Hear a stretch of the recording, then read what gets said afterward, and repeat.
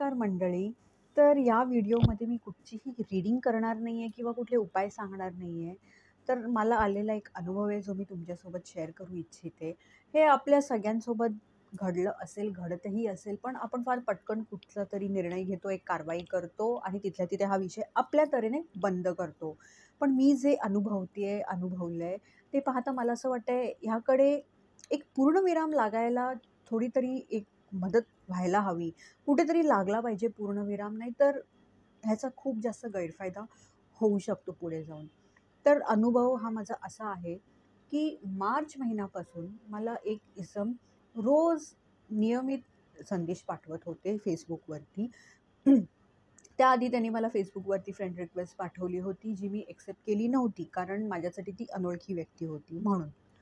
तर मग नंतर त्यांनी मला मेसेजेस करायला सुरुवात केली. आणि ते मेसेजेस स्पॅम फोल्डरमध्ये जात होते त्याकडे, म्हणून मी दुर्लक्ष केलं. पण मला ती कल्पना आली होती, की मी फ्रेंड रिक्वेस्ट रिजेक्ट केल्यास, की हे आता असं काहीतरी करतील. कारण मला वाटतं फ्रेंड रिक्वेस्ट पाठवायच्या आधी पण त्यांचा आधी संदेश आला होता. मग फ्रेंड रिक्वेस्ट आली होती. असंच काहीतरी झालं होतं. त्याच्यामुळे माझ्या ते एकूण लक्षात आलं. नंतर मी सहज एकदा स्पॅम फोल्डर बघायला गेली, तर ह्यांचे बरेचसे मेसेजेस होते. बरेच मेसेजेस म्हणजे ऑलमोस्ट रोज त्यांनी मला मेसेजेस केले होते. त्यातले काही मग अनसेंडसुद्धा केले होते. कदाचित त्यांना हे दाखवायचं होतं, की ते किती सभ्य आहेत वगैरे की काय मला ठाऊक नाही आहे. मी काहीच प्रतिसाद दिला नाही, काही केलं नाही आणि ते मला एका मधले काही मेसेजेस पाठवायचे स्क्रीनशॉट करून आणि मला वाटतं त्यांचं मे बी हा प्लॅन होता हे दाखवायला, की मी कामानिमित्त तुमच्याशी संपर्क म्हणजे माझ्याशी संपर्क साधत आहेत वगैरे असं की काय माहीत नाही. तर मुद्दाम मी तो ग्रुप जॉइन केला नंतर. तर झालं असं, की हे काही कमी होतं, की मी त्यांना काहीच प्रतिसाद देत नाही आहे म्हणून त्यांनी Facebookवर जे माझे काही पोस्ट पब्लिक आहेत, त्याच्यावरती कमेंट करायला सुरुवात केली, लाईक वगैरे करायला सुरुवात केली आणि एका पोस्टखाली त्यांनी एक कमेंट टाकली, की इनबॉक्स बघा म्हणून. मग मी विचार केला एक शेवटचा आपण बघूया तरी हे का एवढे मेसेजेस करतायत वगैरे, खरंच काही कामाचं असेल, तर कशाला मग दुर्लक्ष करावं? म्हणून मी पण त्यांना रविवारी मेसेज केला. म्हणजे मी त्यांना विचारलं, "बाबा, की तुम्ही इतके मेसेजेस केलेले आहेत, काय आहे?" वगैरे आणि अक्षरशः तुम्ही माझ्या इनबॉक्सपर्यंत म्हणजे माझ्या प्रोफाईलपर्यंत वगैरे आलात. मग माझ्या हे लक्षात आलं त्यांच्या बोलण्यावरनं, की त्यांना माझ्याशी फक्त मैत्री वाढवण्यात रस होता. त्यासाठी मी त्यांना अक्षरशः नाही म्हटलं, की मला अजिबात यात इंटरेस्ट नाही आहे आणि तुम्ही कुठेतरी माझ्या शब्दाचा मान ठेवाल ही अपेक्षा करते. त्यामुळे मी तुम्हाला ब्लॉक वगैरे करत नाही, तर कृपया मेसेज करणं बंद करा. तर पालथ्या गडावर पाणी त्यांच्या हे काहीच मला वाटतं कळलं नाही. कुठली भाषा त्यांना कळते मला कळत नाही आहे, की खालच्या थोड्या भाषेकडे जाऊन मला काही बोलायची गरज पडणार आहे की नाही माहिती आहे. त्यांनी अजिबात त्यांचं मेसेजेस करणं थांबवलेलं नाही आहे.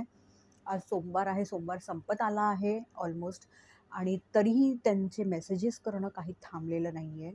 म्हणून मी त्यांना हेही विचारलं, म्हणजे ताकीद देऊनही त्यांना सांगूनही ते थांबले नाहीत. म्हणून मी त्यांना विचारलं, "ते इतके जर आहेत ते मग त्यांचं म्हणे की त्यांना प्रेम जडलंय माझ्यावर वगैरे असं काय-काय त्यांचं काहीतरी संदेश येत आहेत.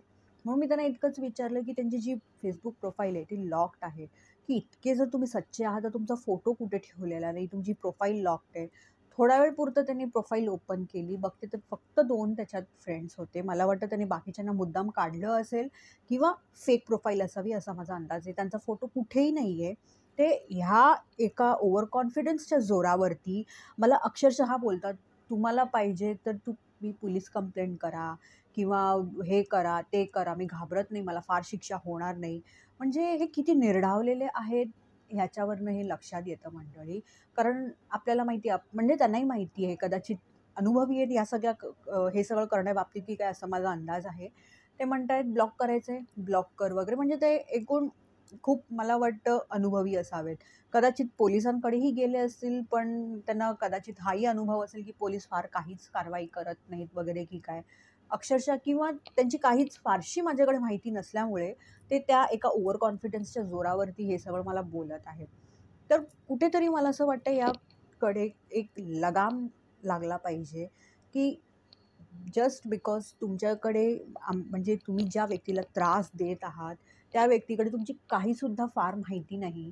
म्हणून तुम्ही हे करताय, असं इतक्या त्या जोरावर बोलताय. तर इथे कुठेतरी लगाम लागला पाहिजे, असं मला खूप प्रकर्षाने वाटत आहे. आणि मी जेव्हा त्यांची प्रोफाईल बघितली, जी थोड्या वेळ पुरतं त्यांनी ओपन केली होती, लॉक्ड होती आधी म्हणजे ती, ओपन केली होती, तर त्यात आधी मला 2 त्यांचे फ्रेंड्स दिसत होते. त्यानंतर एक दिसू लागला. म्हणजे नक्कीच त्याने एक ज्यांना काढलं ते त्यांच्या कोणतरी ओळखीचं असावं. पण ही नक्कीच खूप गंभीर बाब आहे असं मला वाटतं मंडळी, की हे असं होता कामा नये, की समोरच्या व्यक्तीला तुमची माहिती नाही म्हणून तुम्ही वेड्यासारखं वाटेल तसं बेलगाम वागाल, याला काहीच अर्थ नाही आहे. ह्याला कुठेतरी इथे लगाम लागलाच पाहिजे असं मला वाटतंय मंडळी.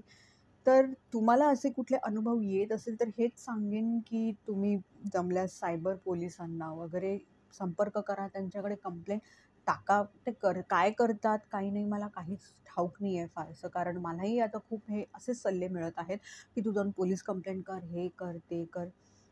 माहीत नाही मला त्यांची कितपत मदत होईल. कारण ही व्यक्ती जी आहे ती खूप ओव्हर कॉन्फिडन्समध्ये आहे, की "तू बिनधास्त पोलीस कंप्लेंट कर, हे कर, ते कर." म्हणजे बरीचशी गोष्टींची माहिती आहे यांना, की ह्यांच्यावर किती ॲक्शन घेतली जाईल, काय.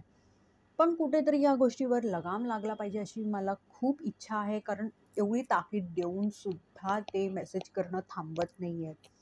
अर्थातच मी त्यांना ब्लॉक करू शकते, पण हे मला अजिबात आवडलेलं नाहीये, की तुम्ही दुसऱ्यांच्या निर्णयाचा मान का ठेवत नाही आहात? काय म्हणजे काय असं तुमच्या डोक्यात घुसलेलं आहे? इतका ओव्हर कॉन्फिडन्स का? तर फक्त माझ्याकडे तुमची काहीच माहिती नाही म्हणून? आज नाही तर उद्या, आज मी नाही तर कुठल्यातरी तुम्ही बाबतीत परत दुसऱ्या कुठल्यातरी मुलीच्या बाबतीत, बाईच्या बाबतीत हे कराल. एवढं लक्षात ठेवा कधी ना कधी तुम्ही फसणारच. कारण हे जे कर्म तुम्ही करताय हे नक्कीच चांगलं करत नाही आहात कोणाला तरी त्रास देऊन. तर ते कोणाकडे कुठेतरी ते तुमच्याकडे येणारच हे मात्र लक्षात ठेवा इतकंच सांगेन. खरंच खूप ह्या एका अनुभवाने मला अक्षरशः राग आलेला आहे. मला हे अजिबात आवडलेलं नाहीये. धन्यवाद.